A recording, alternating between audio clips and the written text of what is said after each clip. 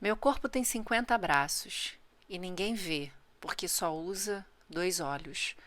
Meu corpo é um grande grito e ninguém ouve, porque não dá ouvidos. Meu corpo sabe que não é dele, tudo aquilo que não pode tocar, mas meu corpo quer ser igual àquele que, por sua vez, também já está cansado de não mudar. Meu corpo vai quebrar as formas, se libertar dos muros da prisão.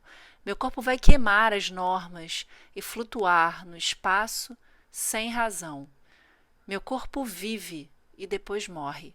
E tudo isso é culpa de um coração. Mas meu corpo não pode mais ser assim, do jeito que ficou após sua educação.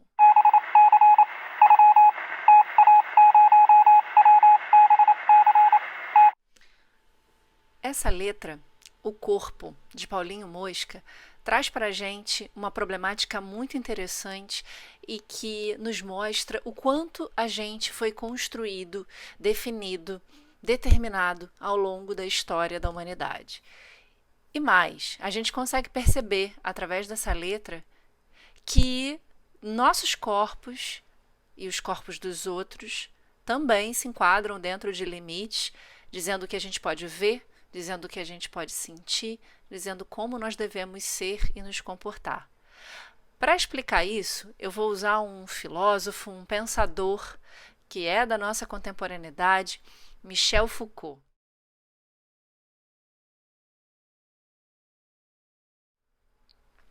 Foucault, para começar, ele vai trazer para a gente a distinção, a análise da palavra normal. Afinal, o que é normal e o que é patológico? Né? Então, quando ele vai olhar para isso, ele vai perceber que dentro da estrutura do tempo, das sociedades, vai haver, então, uma fundamentação, uma organização do que é normal e do que é patológico, onde o que é a verdade, né, é dito como normal. E o que não é a verdade, obviamente também determinada, vai ser então a mentira. O engano, né, são dados como patológico. Bom, no mesmo sentido, está então aí a diferença entre o racional e o louco. E aí a gente também começa a entender que aquilo que é racional, aquilo que pode ser entendido pela razão, aquilo que pode ser inclusive muito funcional, está dentro do padrão de normalidade. O que não está no campo então da loucura. O que o Foucault vai dizer para a gente é que esse normal e essa verdade, elas também são construídas no seu tempo. Portanto, cada tempo tem uma maneira de interpretar e definir o que é certo, o que é errado, o que pode, o que não pode. Mas o que é mais interessante para a gente aqui, para falar dos nossos corpos, para falar da educação que nós sofremos e do que dizem que cabe, né, dentro das nossas ações, é entender um modelo de corpo e de ser humano que começa a ser definido a partir ali do século XVIII. O Foucault vai dizer que essa definição de ser humano, essa definição de homem, ela vem atrelado inclusive a uma perspectiva industrial.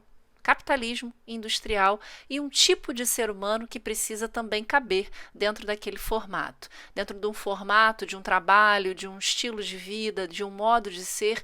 E isso tudo foi gerando ao longo do tempo uma formatação de quem nós somos, de quem nós podemos ser.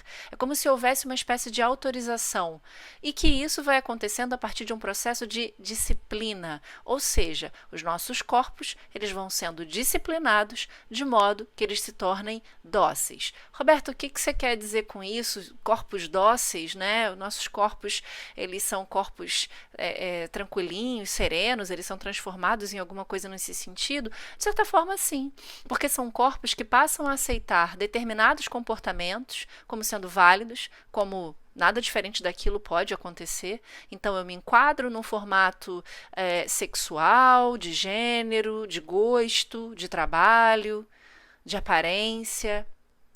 E isso tudo vai gerando exatamente um sujeito enquadrado, formatado e que atende a uma espécie de. A uma espécie não, né? Que atende a um mercado, que atende a toda uma estrutura, né? A toda uma sociedade que necessita exatamente desse sujeito que escuta, acata e aceita as formas de ser e de estar por aqui.